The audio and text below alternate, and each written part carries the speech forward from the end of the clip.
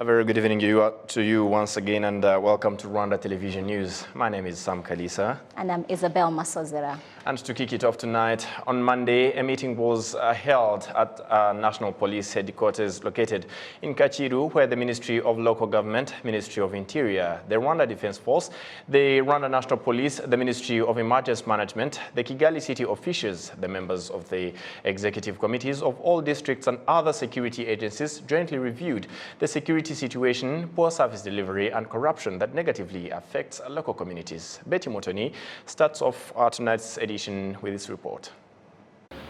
Although the Rwandan Governance Scorecard report of last year, 2021, shows that service delivery was rated at 81.86%, the problem of poor service delivery is still prevalent in the different sectors of the country. Local governance and non-related services are mostly criticized for poor service delivery, and has been noted that corruption only makes it worse. When it comes to getting land documents, it is very difficult. You find that people in charge are not around and you're required to come back and wait.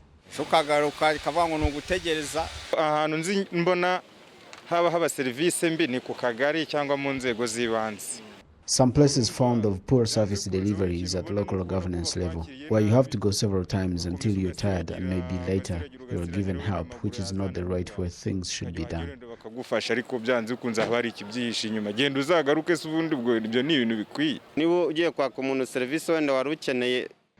Imagine going somewhere to ask for a service and you're given more than 7 contacts to call and get a service. It is so confusing.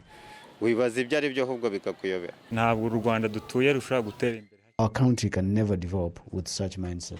The Citizen Report Card of 2021 shows that 38.2% of citizens experienced poor service delivery on land-related matters, and 30% got poor service delivery in local government matters. The Minister of Local Government, Jean Vegatavas, also acknowledges the existence of poor service delivery and also corruption. Hari ibintu bimwe na bimwe bibangamiye abaturage birimo serivisi mbi zihabwa abaturage. There are things that affect citizens, including poor service delivery, where they keep running here and there looking for the leaders. Another thing seen in the local government entities is corruption, which is seen in service delivery, getting different documents and other services that people may need. And also corruption is seen in the procurement agencies in different districts. Another thing is bad working relationship between the leaders. Therefore, we call upon the security agencies and other sectors in solving the problem. Mayors and vice mayors with local leaders should work hand in hand, which will accelerate our development. The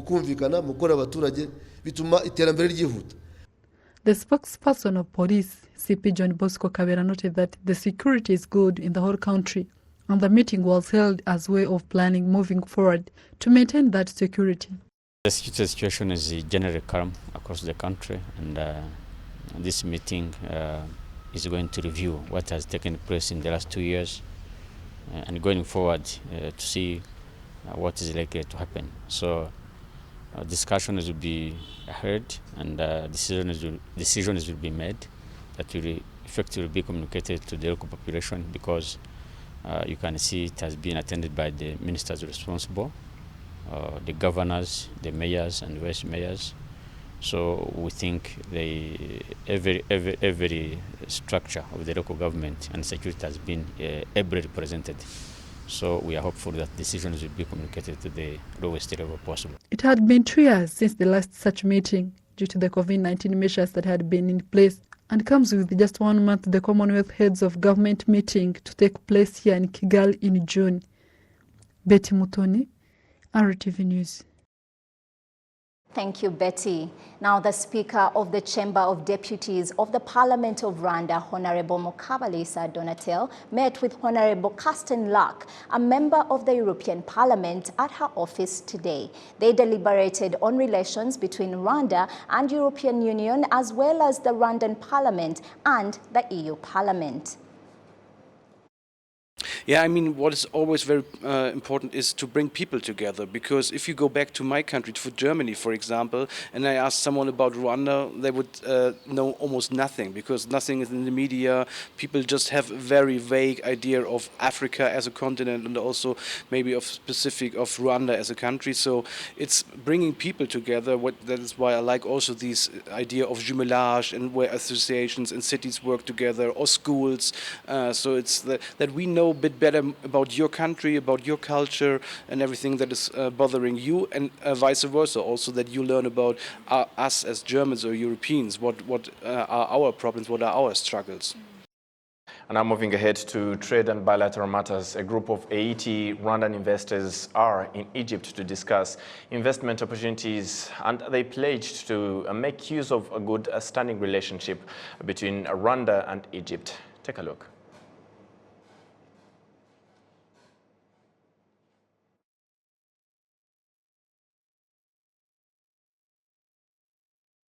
And before we go to this matter, investors from Slovakia have commended the way Rwanda promotes investment. This was during talks that brought together the group of Slovak investors and members of the Rwanda private sector. Investment opportunities in both countries were discussed. We do have the report with Serge Nhode.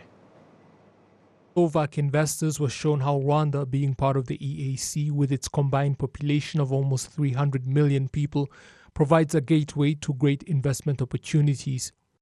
So today we receive a delegation from Slovakia. It's a business delegation. They are here to explore business opportunities in Rwanda, and they are mainly into energy sector, education, health, and they are interacting with their counterpart in Rwanda, and we are expecting to get very big deals from the discussions happening now. The investors have recognized the opportunities Rwanda has to offer. I feel Rwanda is open for different kind of businesses. Anyway, we brought various companies from our country. Our country is strong in industry, is very strong with modern technologies, also very, very strong. And as your country is growing and looking for new technologies, smart technologies, this is something we can say we have very much in common. And industries like maybe automotive industry, we are producer of the cars as well as our country is. We have four big car producers in Slovakia. You have also Volkswagen and others to come. I think that your economy is very open for different kind of business, definitely. And those companies that are here from Slovakia, I think they will meet the requirements you have here in Rwanda. The Rwandan business community has already begun to take advantage of the opportunities the Slovak investors have brought. Tumaze kubona contacts, connections n'abanya-Slovakia.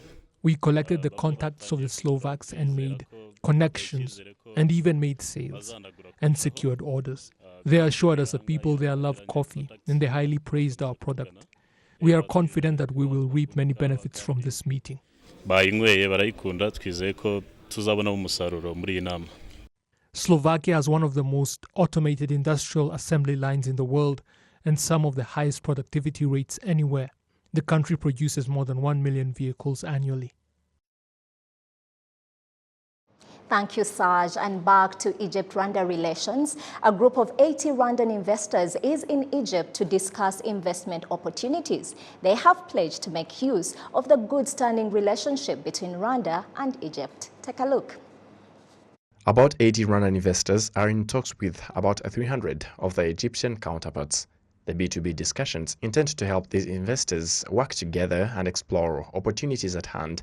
At the same time, the exhibition is being held where Rwandan products including coffee, tea, fruits and flowers are being showcased. Investment is possible, as authorities in charge are present here, and they promised to facilitate investors in every possible way. Egypt is a highly industrialized country, which is why we came here so that we can work together with them. Egyptian investors noted that there are many benefits around working with Rwandan investors. We have a good opportunity for the relationship between Egypt and Rwanda, because now Egypt have a lot of factories work in different sectors. We have different quality which we want to have. The relationship between Egypt and Rwanda should be moved in the next year, because as you know, the corona makes the general economic in the world not well, but in Egypt is good. Egypt, as you know, one of the best economy growing in the corona in the world, and a lot of companies in Egypt have a good relationship with Africa. Robert Bapfakurera, president of the Rwanda Private Sector Federation, told Egyptian investors that Rwanda is a country they should invest in, considering the fact that the country is safe and that there are no barriers to investors in the country. Learning from others, networking, and getting to know things they need that are manufactured in the region, plus looking at investment opportunities available between both countries. We are also looking at how they can invest in Rwanda's industrial sector, and they also showed us opportunities to invest in Egypt.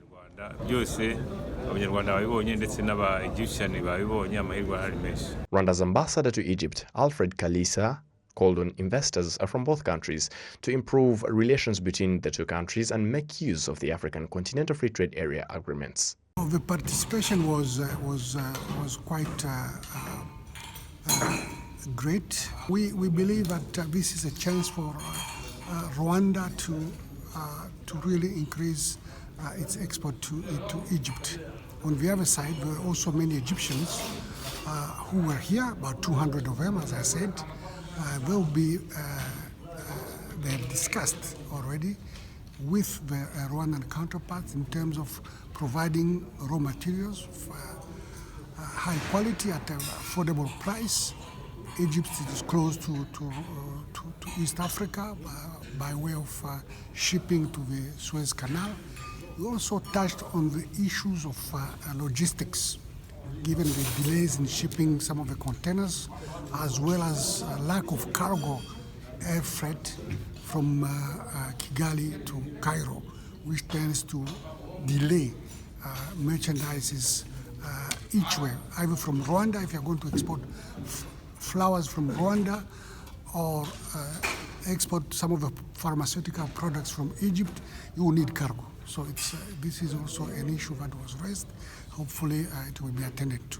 But the opportunities are tremendous, and I think that the trade flows and investment flows between the two countries are going to grow significantly in the short term. Egypt has made great strides in the sectors of tourism, infrastructure, energy, trade, and more. The country's airline makes direct flights to Kigali, and the meeting is looking at how Rwanda can commence flights to Egypt in order to ease the movement of traders and investors in both countries. Over the past 5 years, trade between Rwanda and Egypt was valued at $250 million. And to other matters, Rwanda says it is proud to have more than 1,500 participants in a 3-day international conference scheduled to begin on Tuesday, which will analyze the progress made by countries in the field of clean and affordable energy. Now, as Gislaine Mugwaneza reports, Rwanda aims to reduce the amount of firewood and charcoal from 80% in 2017 to 42% by 2024 and 20% by 2030.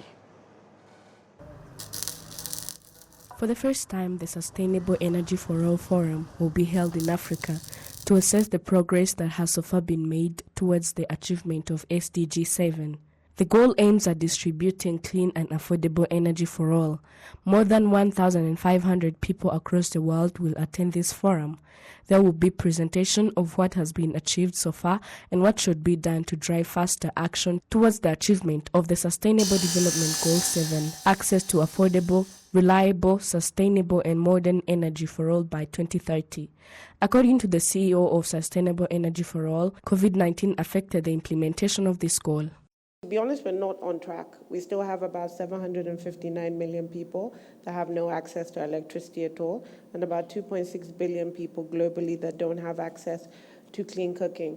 We expect this figure may increase this year because of COVID, and about 150 million people have gone back into extreme poverty. So it's quite a dire situation. But even before COVID, we were not on track, and that's mainly because of the lack of financing that actually goes into the sector as we develop at SDG 7. That's one of the key points of this forum: is how do we get the right type of financing, both commercial, development financing, philanthropy, into the sector, and we need it at scale. If we had deployed all the, just a 17th of the money that was put into COVID relief of the G7, we would have reached a point of, everybody being electrified. So that just gives you an idea of the money is out there, and it has to be featured and has to be to not leave people behind. According to the Minister of Environment, Dr. Jean-D'Arc Mjawamariya, Rwanda has the political will to strive for the achievement of this goal. It can assemble, for example, electric car in Rwanda or motorbike in Rwanda. That is one of the green investment which will respond also to the green transport. We have opportunities in green building, for example. For us to have green villages, we have to have, in those villages, we have to have green building, green transport, clean cooking, and making sure that we meet the NDC in reducing 38% of our greenhouse gases emission. To be able to achieve that target, we have to embrace green villages. The three-day forum will focus on clean and affordable energy-related matters that supports progress. Those who sell energy-using items have noted that smoke from vehicles and industries result into air pollution, and they will face the problem and find solution. The problem we're trying to solve is the smoke that comes from car engines. It is an issue to the world and Rwanda as well, but we have solutions. That is why we say that economy will rise, because we shall be providing engine oil that renews the engine, and people will be saving money they were using to buy fuel and petrol. And these solutions will lead to the rise in the people's economy, because they won't be spending a lot of money on fuel. Our air will be clean, people will be breathing fresh air, and all things will be working. When people are safe, even the economy keeps growing. Yes, we are honored to be recognized as some of the key investors in the e-mobility space. But our goal and our target is to partner with the government to make sure that we achieve the government target of 38% carbon reduction by 2030. One of the ways we sat down and asked ourselves, what is a way we can partner with the government to achieve the 38% reduction? One of the ways is to substitute the type of vehicles we bring into the country and sell to our customers. The Minister of Infrastructure, Dr. Ernest Nsabimana, has pointed out that the country has put a lot of effort in energy distribution, with 69% of the population now with electricity. For the country, it's a good opportunity to host this important forum of sustainable energy for all. Of course, as we know, we've close to 1,500 delegates arriving in Kigali for sustainable energy for all 3 days. So there is no doubt that Rwanda is open for meetings, tourism and business, including, of course, for business in energy. So, of course, we expect more people to invest more in the sector of energy in the country. Of course, Rwanda is already one of the best places to be business in Africa, and is now also one of the best places to do green business in the world, including the green energy. So we look forward to sharing Rwanda energy roadmap with delegates and learning from others as we work together to achieve SDG 7. This three-day forum will focus on cooperation in achieving this goal and the extent to which investment is being made in order to achieve this goal. Rwanda aims to reduce the use of firewood and charcoal from 80% in 2017 to 42% by 2024 and 20% by 2030. Globally, more than 3 billion of people use firewood and charcoal, and the worldwide energy sector alone accounts for 60% of global air pollution. Ghislaine Muganeza, RTV News. Thank you, Ghislaine. Now, on a lighter note, we take you to Nyagatare, where parents with children cared for at home-based ECDs are now saying they are proud of the role that home-based ECDs are playing in the mental stimulation of their children. They also added that they are now learning how to prepare balanced diet meals. This comes at a time when a nationwide week of activities focusing on child and maternal health care has been launched with the theme improving hygiene, protecting children from infectious diseases. This is one of the daycare centers in Mukama sector where, as you can see, it is the early hours of the morning and children are being attended to by trained professionals. This sector consists of 50 daycare centers, 17 of which are affiliated with the VUP initiative. Each daycare center has the capacity to facilitate 15 to 30 people, and some residents have made pledges to provide properties for these children to be raised in. One of the volunteers tells us more. It has brought me immense pride to be able to bring the children in the neighborhood together like this, because a number of them have not been affiliated with VUP. At most of these early childhood development centers, they have porridge for breakfast prepared by either their caretakers or their parents. Before the daycare centers were availed, parents say it was challenging to find a safe place to leave their kids while they were out working, which is an issue they have now found a solution for.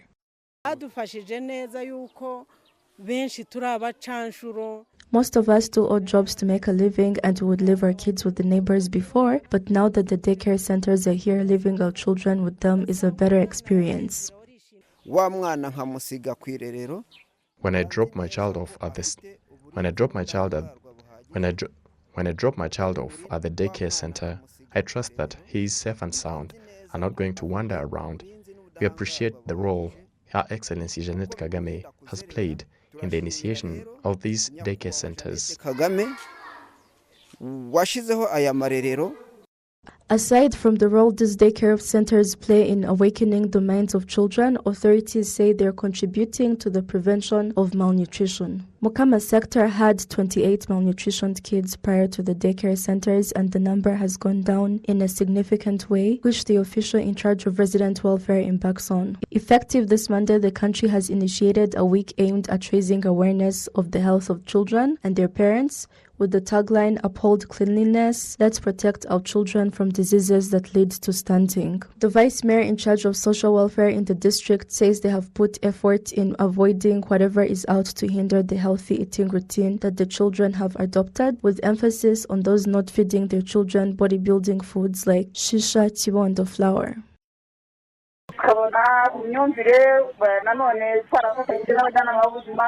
People have different beliefs. Parents should be more attentive to their children's eating routines. We have sensitized them on this and urged them to pay more attention to their children's health.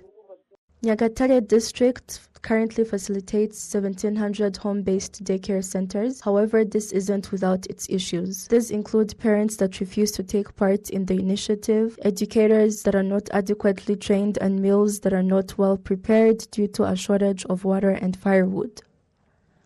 Precious Chilezi, RTV News. That's it for our edition tonight, and we can't thank you enough for your company. And on behalf of the entire news and technical team that made it happen, my name is Sam Kalisa. And I'm Isabel Masozera. Stay safe and good night.